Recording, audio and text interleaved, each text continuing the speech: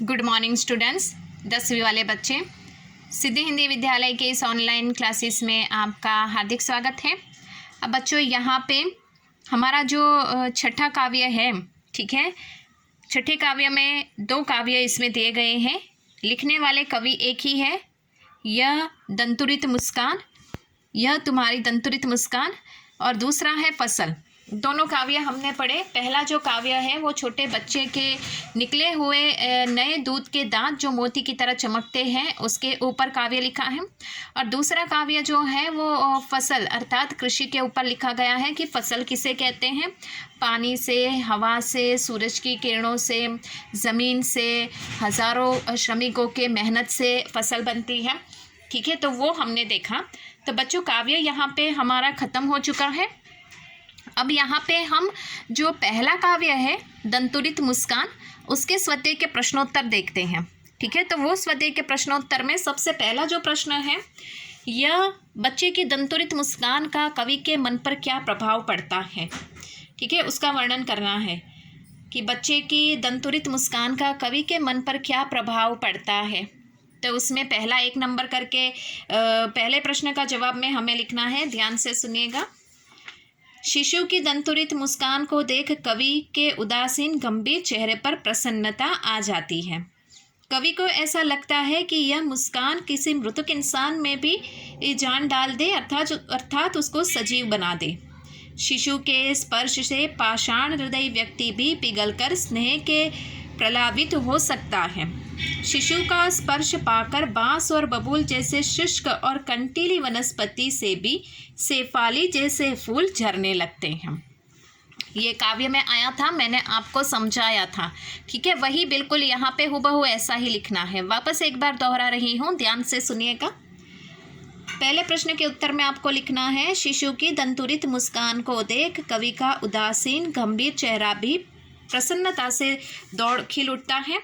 कवि को लगता है कि यह मुस्कान किसी मृतक इंसान के भीतर भी जान डाल दे, अर्थात उसको सजीव बना सकती है।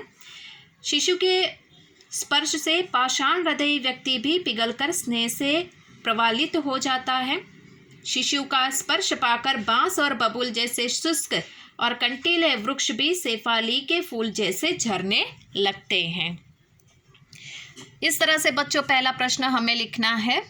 अब दूसरा प्रश्न, बच्चे की मुस्कान और एक बड़े व्यक्ति की मुस्कान में क्या अंतर है, ठीक है। तो यहाँ पे तुलना करनी है कि बच्चा जो हंसता है वो हमें अच्छा लगता है कि बड़ा इंसान, लेकिन यहाँ पे कोई भी बच्चा रहने दो, चाहे वो काला गोरा किसी भी प्रकार का हो, लेकिन जब भी कोई छोटे बच्चे मुस्कुराते हैं तो हमें प्रसन्न हो जाते हैं, खुश हो जाते हैं उनकी मुस्कुराहट को देखकर। तो उसके बारे में हमें लिखना है, ठीक है। क्या अंतर है बड़े इंसान की मुस्कुराहट में और छोटे बच्चे की मुस्कान में।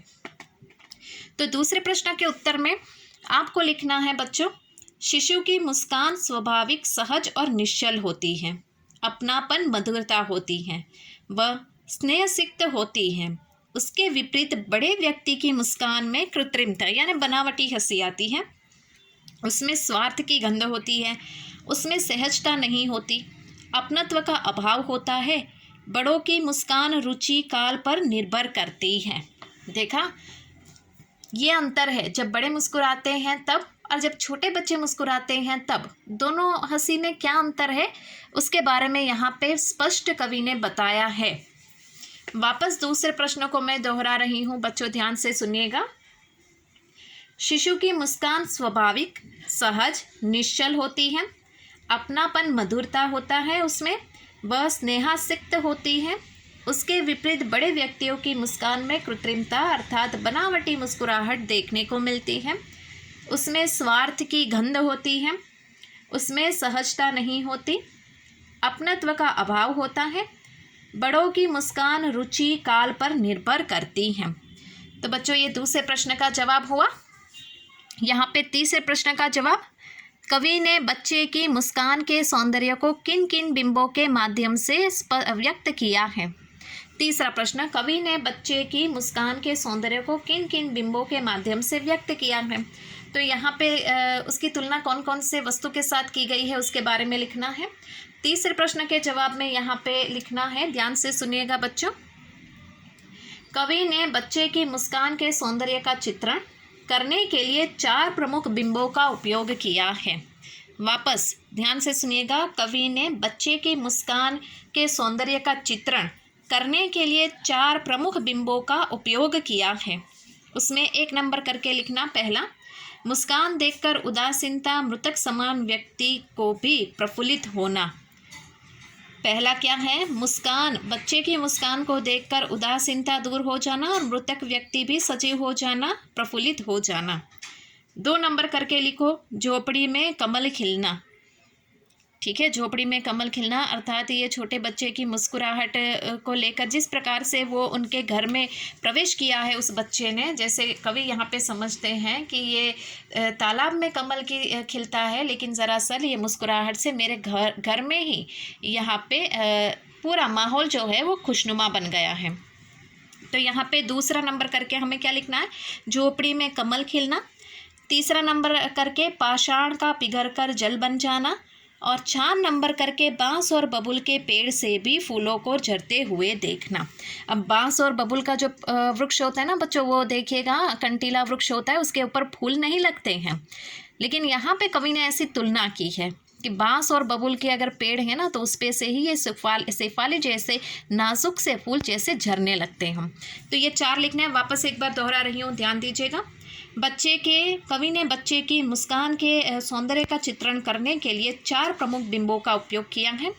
1, मुस्कान देखकर उदासीन मृतक समान व्यक्ति भी प्रफुल्लित होता है। दूसरा, झोपड़ी में कमल खिलना। तीसरा, पाषाण हृदय का पिघलकर जल बन जाना। और चौथा, बांस और बबुल के पेड़ से भी फूलों का झरते हुए दिखना। ठीक है, तो यहाँ पे बच्चों हमारे 3 प्रश्न हुए। उसके बाद भाव स्पष्ट कीजिए। तो भाव स्पष्ट कीजिए, उसमें यहाँ पे आपको क्या करना है? ये पंक्ति को समझाना है। अगर संदर्भ व्याख्या अलग होती है, भाव स्पष्ट करना यानी सिर्फ ये जो पंक्ति आपको दी है ना बच्चों, ये पंक्ति को आपको समझाना है। सबसे पहले तो छोड़कर तालाब मेरी झोपड़ी में खिल रहे जलजात। ठीक है, तो ये हम कैसे करेंगे, किस प्रकार से? तो बच्चों करीबन इस वीडियो में हमने 1 से 3 तक के प्रश्न देखे।